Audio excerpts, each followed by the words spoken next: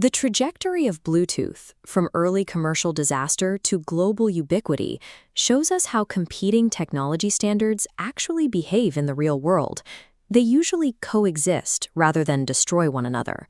In its early days, Bluetooth suffered severe compatibility issues, culminating in a highly publicized and ambitious demonstration, failing completely at a 2001 trade show. Following that, industry executives from Intel and the Farpoint Group publicly declared the technology dead. They assumed Wi-Fi would be the sole survivor in the wireless space. This chart tracks Bluetooth's actual recovery.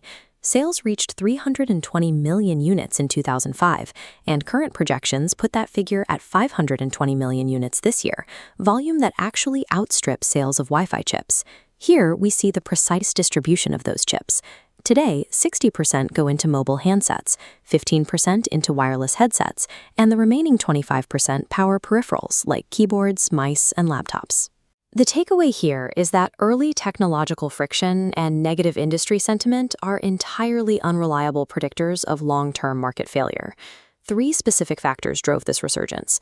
First, international legislation began banning the use of mobile phones without hands-free kits while driving. Second, automotive manufacturers capitalized on that legislation.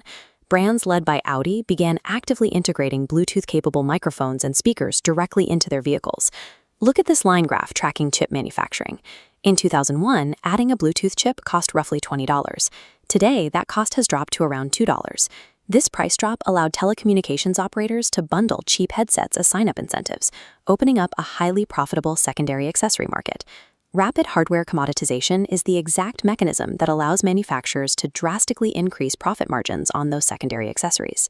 That widespread adoption eventually cleared the way for new product categories.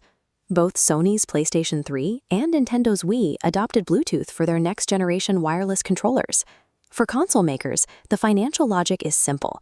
Utilizing an established industry standard allows them to buy cheap, off-the-shelf chips rather than funding expensive proprietary tech. This massive baseline paves the way for version 3.0, an upcoming iteration that relies on ultra-wideband radio to multiply data transfer rates by a factor of hundreds. At those speeds, users will be able to wirelessly transfer high-resolution video and photographs directly from digital cameras to televisions. Establishing a ubiquitous, low-cost baseline standard is what ultimately clears the runway for these complex, high-speed future applications.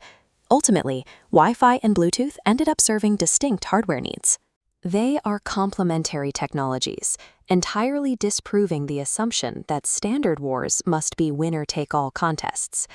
Be highly skeptical of aggressive market predictions, claiming that new developments, like WiMAX or software as a service, will completely eradicate traditional networks. History shows that market coexistence is statistically the most likely outcome.